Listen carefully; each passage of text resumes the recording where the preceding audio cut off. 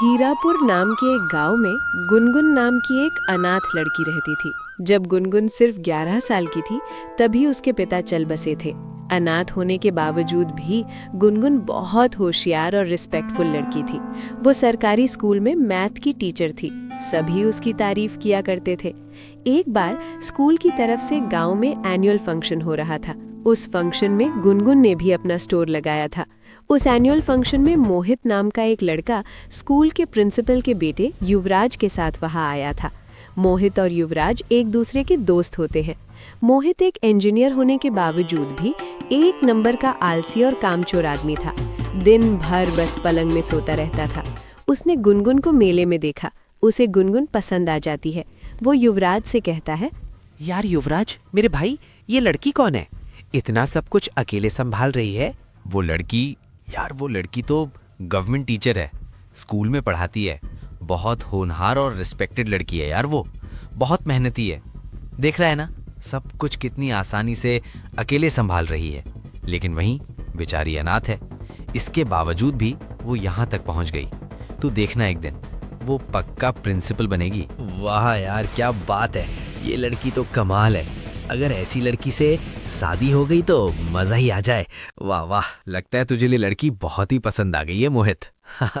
बोल। शाम को जब मोहित घर आता है तो वो अपनी माँ से गुनगुन के बारे में बात करता है। माँ, ओ माँ, मुझे ना एक लड़की बहुत पसंद आई है। मैं उससे शादी करना चाहता हूँ। उसका नाम गुनगुन है, सरकारी स्कूल में टीचर है। तुम्हें एक पढ़ी लिखी बहू मिलेगी माँ। मोहित की बात सुनकर उसकी माँ मन में बोलती है, मुझे इस लड़की की शादी करवा देनी चाहिए। कम से कम शादी होने के बाद तो ये सुधर जाएगा। नालायक कहीं का। खुश तो ऐसे हो रहा है जैसे कितना बड़ा पहाड़ तोड़ दिया हो इसने। मोहित की माँ बात चलाती है। प्रिंसिपल के बेटे की पहचान होने के कारण ये शादी पक्की हो जाती है।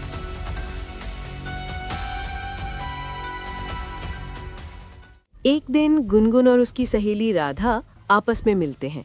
राधा गुनगुन को चिढ़ाते हुए बोलती है, क्या गुनगुन, मैं तो तुझे बहुत समझदार और चालाक लड़की समझती थी, लेकिन तू इतनी बड़ी नासमझ निकलेगी मैंने सोचा नहीं था।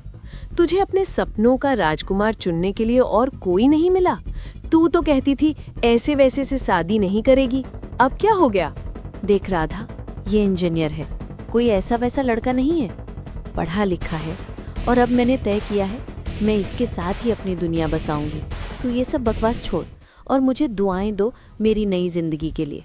और वैसे भी मैंने लड़के से बात की है, उसे दहेज में कुछ भी नहीं चाहिए।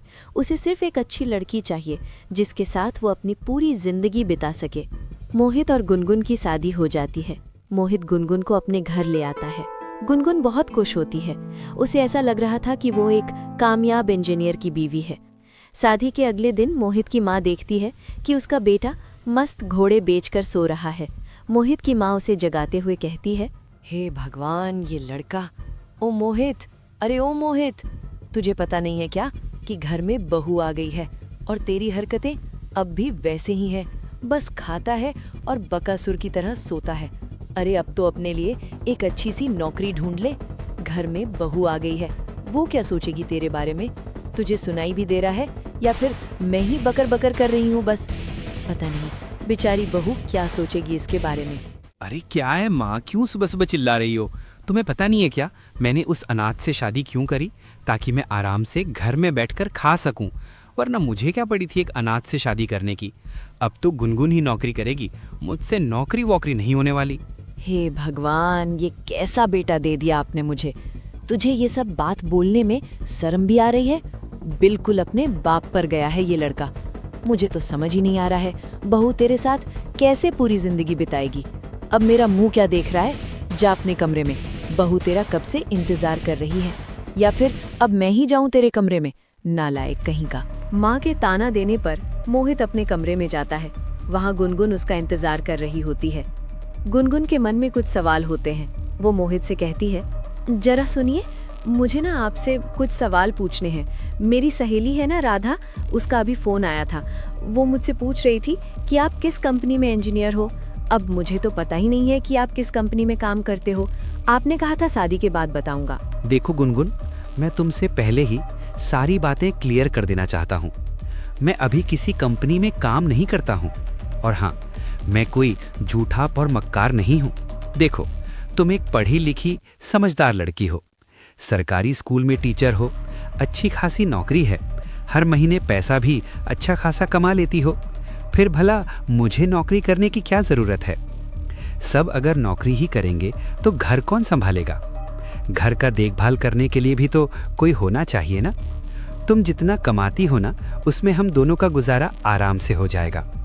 तुम बस महीने महीने मुझको पैसे दे दिया करना, ठीक है मेरी गुनगुन? ये आप कैसी बात कर रहे हो? मुझे लगता है कि आप काफ़ी ज़्यादा परेशान हो। चलिए कोई बात नहीं, आप चिंता मत करिए, मैं हूँ ना, मैं आपकी मदद करूँगी। हम दोनों मिलकर आपके लिए नौकरी ढूंढेंगे, सब कुछ ठीक हो जाएगा। अरे हट, क्या नौकरी नौकरी लगा रखा है? मुझे कोई इस घर में शांति से रहने भी देगा? दिमाग खराब कर दिया बिल्कुल। अब इस घर में मुझे कोई भी नौकरी करने के लिए नहीं बोलेगा। और तुम भी सुन लो गुनगुन, कल से तुम्हारा स्कूल फिर से शुरू हो रहा है। तुम्हें घर से स्कूल और स्कूल से घर मैं ही लेने आया जाया करूँगा, समझी तुम? इतना सब कुछ कर दे रहा हूँ तुम्हारे लिए, और क्या चाहिए तुम्हें अब अपनी ज़िंदगी में? हाँ, आई बड़ी मुझसे नौकरी करवाने वाली। चलो अब सो जाओ चुपचाप, कल से तुम्हें जल्दी उठकर काम पर भी जाना है। सो जाओ चुपचाप, चलो। मोहित वहां से चला जाता है। मोहित के जाने के बाद गुनगुन उदास हो जाती है। उसने अपने सपने में भी नहीं सोचा था कि उसका पति निकम्मा और कामचोर निकलेगा। गुनगुन तो बेचारी खूबसूरत सपने लेकर ससुराल आई थी। उसे क्या पता कि उसके साथ इतना बड़ा धोखा होगा। हे भगवान, ये मेरे साथ क्या हो गया? मैंने तो कुछ और ही सोचकर शादी करी थी। नहीं, मैं अपनी पूरी जिंदगी इस नालायक के साथ नहीं बिता सकती। मुझे इस आदमी के साथ और नहीं रहना, वरना मैं पागल हो जाऊंगी। मुझे इसे छोड़कर जाना ही होगा। अगले दिन मोहित गुनगुन को स्कूल छोड़ता है, लेकिन जब स्कूल की छुट्टी होने के बाद मोहित गुनगुन को स्कूल वापस लाने जाता है तो गुनगुन आने से मना कर देती है। वो मोहित से कहती है, देखो मोहित, तुम यहाँ से चले जाओ। मुझे ऐसे आदमी के साथ अपना जीवन नहीं बिताना जो नालायक और निकम्मा हो। मैंने तो तुम्हें एक सफल इंजीनियर समझा था, लेकिन तुम तो अलग ही लेवल के बंदे निकले। मैं अपना जीवन अकेले बिता लूंगी।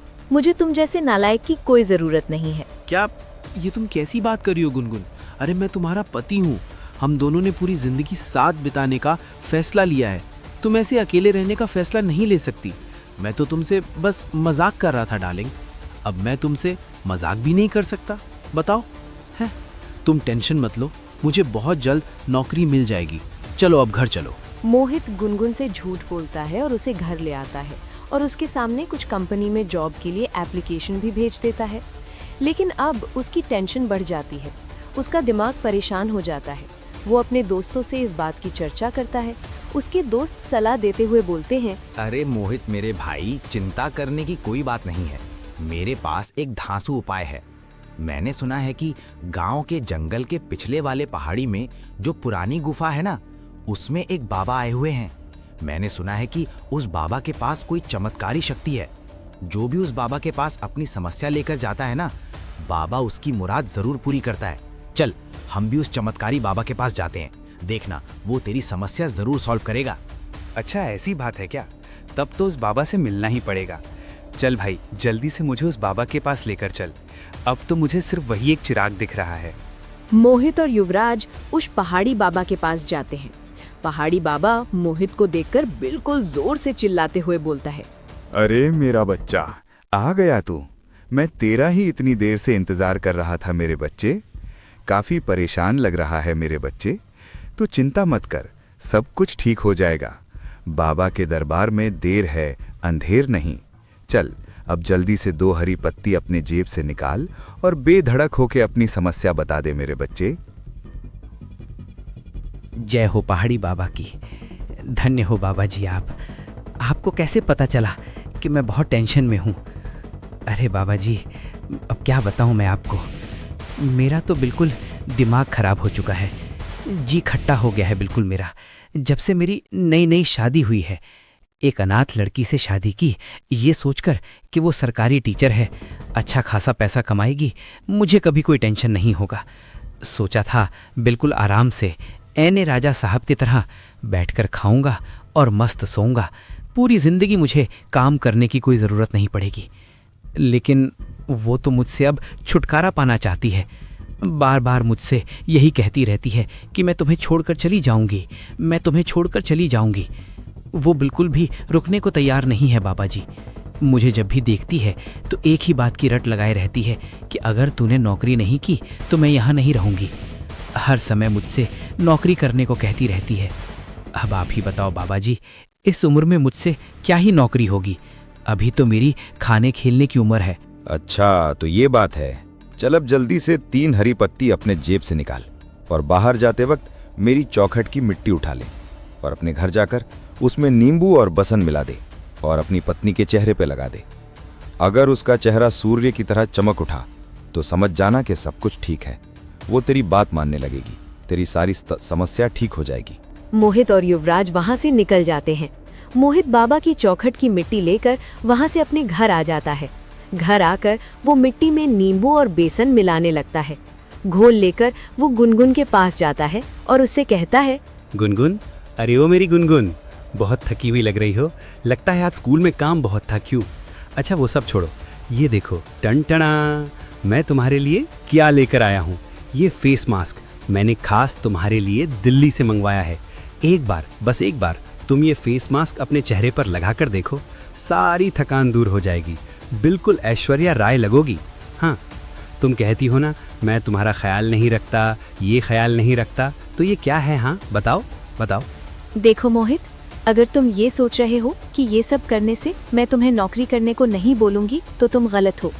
अगर तुम काम नहीं करोगे तो फिर मैं तुम्हारे पास नहीं रहने वाली। चाहे तुम जितने भी नुस्खे क्यों ना आजमा लो, तुम्हारा कोई दिल्ली का फेस मास्क काम नहीं आने वाला, समझे तुम? गुनगुन वो फेस मास्क लगा लेती है, लेकिन कुछ देर बाद जब वो मुंह धोती है तो उसका चेहरा बदसूरत हो जाता है। उसके चेहरे पर काले दाग आ जाते हैं। हे भगवान, ये क्या हो गया मेरे साथ? मेरे पूरे चेहरे पर काला दाग हो गया। मेरा पूरा चेहरा बर्बाद कर दिया इस पति ने। मोहित, अब मैं तुम्हारे साथ और नहीं रह सकती। तुमने मुझसे बदला लेने के लिए ये तरीका अपनाया। तुम इतना नीचे गिर जाओगे, मुझे यकीन नहीं होता। गुनगुन अपना चेहरा अपनी सास को दिखाती है। गुनगुन की सास कहती है, बेटा गुनगुन, ये तेरे चांद से चेहरे पर काला काला दाग कैसे आ गया? लगता है किसी की बुरी नज़र लग गई है। तो चिंता मत कर, मेरे पास इसका एक उपाय है। यहीं जंगल के पीछे एक पहाड़ी है। उसी पहाड़ी पे एक गुफा है जहाँ एक बाबा तपस्या कर रहे हैं। मेरी बहन की बेटी को भी नज़र लग गई थी, तब उसी बाबा ने नज़र उतारी थी। बहुत ही चमत्कारी बाबा है वो। चल मैं तुझे वहाँ लेकर चलती हूँ, वो तेरी समस्या ज़रूर हल करेगा। गुनगुन और उसकी सास बिना समय बर्बाद किए पहाड़ी बाबा के पास पहुँच जाते हैं। बाबा जी, हम आपके शरण में आए हैं। मेरी बहू के ऊपर एक समस्या आ गई है। देखिए ना, मेरी बहू को क्या हो गया है। इसके फूल जैसे चेहरे पर काले धब्बे आ गए हैं। पता नहीं किसकी नज़र लग गई है मेरी बहू को। मुझे तो बड़ी चिंता हो रही है। समझ गया। तुम बाहर जाओ माँ जी, मुझे तुम्हारी बहू से अकेले में बात करनी है, तभी तुम्हारी समस्या दूर हो पाएगी, समझी? गुनगुन की सास बाहर चली जाती है। वह पहाड़ी बाबा गुनगुन से कहता है, देख मेरी बच्ची, तुम बहुत पढ़ी लिखी है, इसलिए समझदार है। अब मेरी बात ध्यान से सुने। तेरा पति तेरा काल है, 1 नंबर का बवाल है। जितनी जल्दी हो सके उस नालायक से पीछा छुड़ा ले, वरना वो तुझे दिन में भी तारे दिखा देगा। समझदार को इशारा काफी होता है। मैं तेरी सास के सामने ये सब नहीं बोल सकता था। अब गौर से सुने। बंदर क्या जाने अदरक का स्वाद। चल अब फटाफट 3 हरी पत्ती निकाल। जाते वक्त चौखट की मिट्टी उछला लेना और अपने पति के खाने में मिलाकर दे देना। अगर तेरा पति ठीक रहा तो समझ जाना कि सब कुछ ठीक है। अगर कुछ गड़बड़ हुई तो अपना काम बनता तो भाड़ में जाई जनता। जल्द से जल्द अपने पति से छुटकारा पाले, समझी मेरी बच्ची? गुनगुन इतनी पढ़ी लिखी होने के बावजूद भी बाबा को पैसे दे देती है। तभी झुमकी अंदर आती है। बाबा झुमकी से कहता है, देख मेरी बच्ची, तेरी बहू तो साक्षात लक्ष्मी है, तेरे घर की बरकत है, तेरे घर की रौनक है। इसे अपने घर से कभी जाने मत देना। अगर ये तेरा घर छोड़कर गई तो तेरे घर से बरकत भी चली जाएगी, समझी मेरी बच्ची? चलो अब तुम दोनों जा सकते हो। गुनगुन रात में मोहित के खाने में मिट्टी मिला देती है। खाना खाने के बाद मिट्टी के इन्फेक्शन से मोहित का पेट खराब हो जाता है। वह बीमार होकर पलंग में गिर जाता है। हे भगवान, ये क्या हो गई मेरे साथ? संडास जाते जाते हालत खराब हो गई बिल्कुल। अब तो सारी की सारी ताकत भी निकल गई है।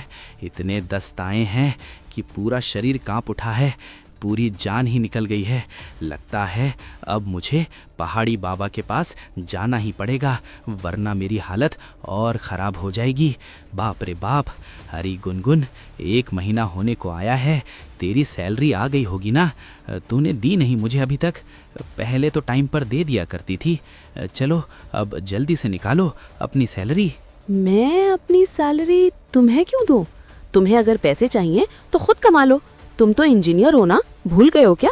बहू, सैलरी इसे नहीं मुझे दे, वरना घर का राशन पानी कैसे आएगा? खुद तो कुछ कमाता नहीं है और अब पेट दर्द का बहाना बना रहा है। नालायक कहीं का! तू बस ठूसने से मतलब रख और तुझे अब कुछ भी नहीं मिलेगा और आराम से सोया रह। बकासुर कहीं का! ऐसे ही कुछ महीने और बीत जाते हैं। गुनगुन पूरे महीने स्कूल में मेहनत करती और जब उसे सैलरी मिलती तो सारी सैलरी अपनी सास को दे देती। हे भगवान, ये कैसी किस्मत लिखी है आपने मेरी। एक तो नालायक पति जो दिन भर बस घर में पड़ा रहता है। सुबह उठो, स्कूल जाओ, बच्चों को पढ़ाने, फिर घर आओ तो घर का काम।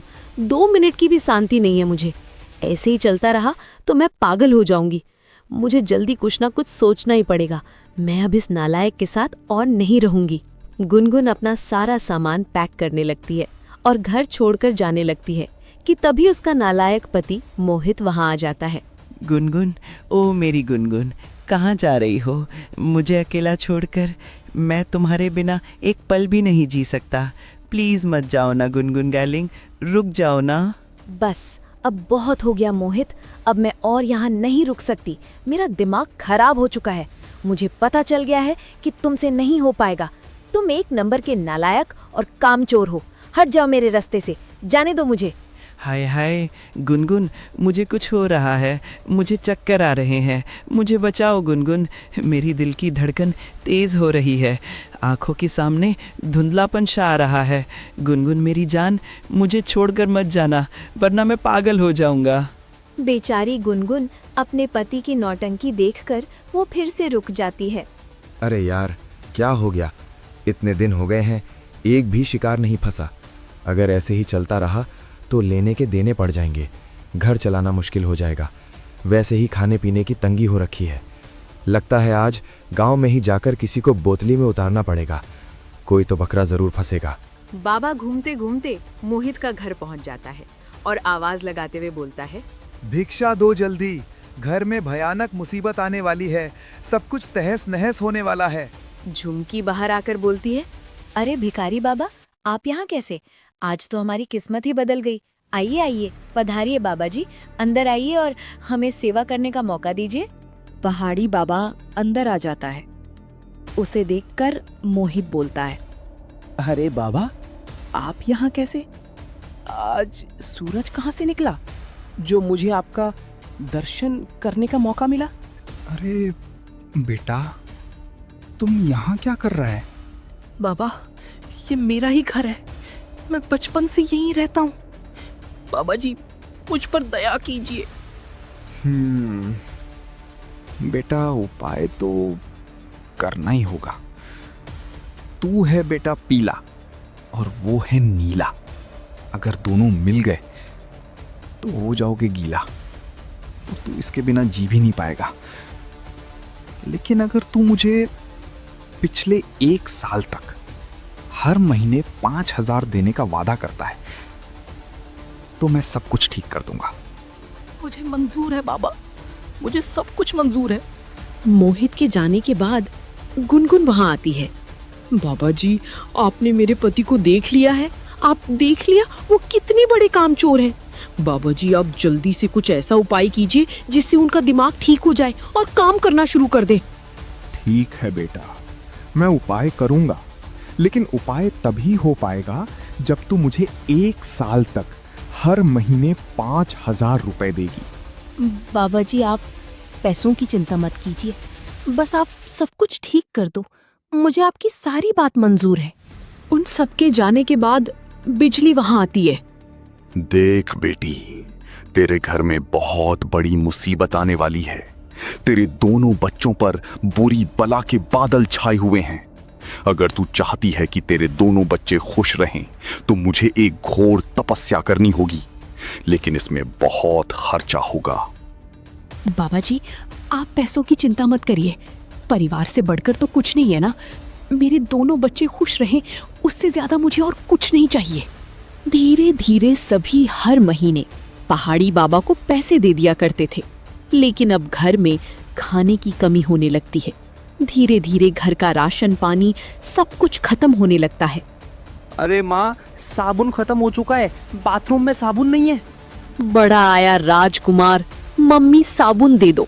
काम का ना काज का, दुश्मन अनाज का। बिना साबुन का नहीं नहा सकता है क्या? कौन सा तुझे ड्यूटी पर जाना है? जा गर्म पानी कर और नहा ले। अब इस घर में साबुन आना बंद। जब खुद कमाएगा तब लेके आ जाना साबुन। माँ, तूने मुझे इस बार मेरा जेब खर्च नहीं दिया। एक फूटी कौड़ी भी नहीं मिलेगा तुझे। जा जाके खुद कमा ले। जेब खर्च चाहिए इस नालायक को। आखिर माँ को हो क्या गया है? लगता है कोई नौकरी करनी होगी, वरना लेने के देने पड़ जाएंगे। मैं बाबा को पैसे कैसे दूंगा? माँ जी, पिछले एक हफ्ते से घर में सब्जी नहीं आई है। माँ, मुझे स्कूल में बहुत मेहनत करनी पड़ती है। सिर्फ दाल चावल से मेरा काम नहीं चलता। पिछले एक हफ्ते से मैं सिर्फ अचार के साथ ही खाना खा रही हूँ। अरे तो क्या, मैं खा लेती हूँ, सभी तो खा रही हैं इस घर में। और सबसे ज्यादा तो ये बकासुर खाता है। देख ले अगर, और शर्म कर। अगर आज तू कमा रहा होता तो कोई मुझसे हिसाब नहीं मांग रहा होता, नालायक कहीं का। दूसरी तरफ पहाड़ी फकीर को हर महीने पैसे मिल जाते। अब बाबा रोज पार्टी करता, रोज मलाई कोफ्ता उड़ाता, और मोहित के घर में बाबा को पैसे देती देती गरीबी आने लगी थी। अगले महीने गुनगुन बिजली को 5,000 रुपए कम देती है। अरे बहू, ये पैसे तो कम लग रहे हैं। इस बार पूरे पैसे नहीं मिले क्या तुझे? माँ जी, इस बार इनकम टैक्स की पैसे कट गए हैं। माँ, मुझे इस महीने 5,000 रुपए चाहिए। एक कोर्स कर रहा हूँ नौकरी के लिए। लगता है बाबा का तपस्या काम कर रहा है। मोहित, तुम चिंता मत करो, तुम बस अपना कोर्स करो, मैं तुम्हें पैसे दे दूंगी। लगता है बाबा का तपस्या काम कर रहा है। थैंक यू गुनगुन, अब मुझे जल्द ही नौकरी मिल जाएगी। उन दोनों को प्यार से बात करती देख बिजली को भी यही लगता है कि बाबा का तपस्या काम कर रहा है। मोहित कुछ कंपनी में इंटरव्यू देता है और उसे नौकरी मिल जाती है। अब सबको विश्वास हो जाता है कि ये पहाड़ी बाबा की वजह से ही हुआ है। नौकरी मिल जाने के कारण गुनगुन भी अब मोहित के साथ प्यार से रहने लगती है। अगले महीने जब बिजली, गुनगुन और मोहित अलग अलग बाबा को पैसे देने जाती है, तब गुनगुन मोहित को देखकर छुप जाती है और वीडियो बनाती है। जय हो बाबा जी, आपका तपस्या तो काम कर गया। ये लीजिए बाबा जी, आपके 5,000। बस आप मेरा काम पूरा कर दीजिए। तू चिंता मत कर मेरा बच्चा, सब कुछ ठीक हो जाएगा। बस तू माल टाइम टू टाइम पहुंचाता रहे। जय हो बाबा जी की। बाबा जी, आपकी तपस्या से मेरा घर बदल रहा है। मेरे दोनों बच्चे अब आपस में बहुत खुश हैं। ये लीजिए बाबा जी, आपके 5,000 रुपए। बस आप मेरा काम करते रहिए बाबा जी। बिजली के जाने के बाद बाबा अपनी बीवी कोकिला को बुलाता है। अरे ओ मेरी कोकिला, कहाँ गई? जरा सुनो डार्लिंग, आज कहे में मुर्गा बनाना, समझी? आज तो बहुत माल मिला है। गुनगुन को सब समझ में आ जाता है और वो वापस घर आ जाती है। घर पहुंचती ही मोहित गुनगुन से कहता है, माँ गुनगुन, मेरा प्रमोशन हो गया है। अब मेरी सैलरी पूरे 1,00,000 रुपए है। गुनगुन, अब तुम चाहो तो नौकरी छोड़ सकती हो। बाबा जी की कृपा से सब कुछ ठीक हो गया। मोहित, ये सब बाबा का नहीं बल्कि तुम्हारी मेहनत का फल है। तुम्हारे मुंह से ये शब्द सुनने के लिए मैं कब से तरस रही थी। तुम तो जानते हो ना मोहित, मैं एक अनाथ लड़की थी। सारी जिंदगी मेहनत करके खाया है। शादी के बाद मैं अपनी जिंदगी में खुशहाली चाहती थी। मैं अपने पति के साथ अपनी जिंदगी बिताना चाहती हूँ। मोहित, अब मुझे नौकरी करना अच्छा लगता है और तुम्हारी जैसा पति पाकर मैं बहुत खुश हूँ। मुझे और कुछ नहीं चाहिए। मैं बस अब तुम्हारे साथ अपनी जिंदगी बिताना चाहती हूँ। सब बाबा जी की दया है। उनकी पूजा से हमारा घर ठीक हो गया। माँ, हमारा घर किसी बाबा की वजह से नहीं, बल्कि मोहित के मेहनत करने से ठीक हुआ है। बल्कि हमारे पैसे से उनका घर ठीक हो गया है। आइए, मैं आप दोनों को कुछ दिखाना चाहती हूँ। ये देखिए। गुनगुन सबको बाबा का वीडियो दिखा देती है। अरे भाई साहब, इस बाबा की वजह से मैं नौकरी कर रहा था, अब मैं नौकरी छोड़ देता हूँ। क्या? ये क्या बक रहे हो तुम? अरे मेरी गुनगुन, ऐसा कभी नहीं होगा। गुनगुन, मुझे अपनी भूल समझ आ गई है। चलो अब हम सब मिलकर इस बाबा को मजा चखाते हैं। मेरे पास एक मस्त प्लान है। बाबा गुनगुन को फोन करके पैसे के लिए पूछता है। बाबा जी, आज मेरे पति का बर्थडे है। मैंने अपने पति की जन्मदिन पर एक छोटा सा पार्टी रखा है। मैंने आपको खाने में दावत देने के लिए फ़ोन किया है। मेरे कई सारे दोस्त भी आ रहे हैं, वो लोग आपसे मिलना चाहते हैं। बाबा सोचता है कि उसके लिए और पैसों का इंतज़ाम होने वाला है। वो खुशी खुशी खाना खाने के लिए मोहित और गुनगुन के घर पहुंचता है। आइए आइए बाबा जी, आराम से बैठिए। अरे बाबा जी, आपने अपनी बीवी कोकिला को अपने साथ नहीं लाया? उसको भी साथ में लाना चाहिए था ना, उसे भी तो दावत का लुफ्त मिलता ना।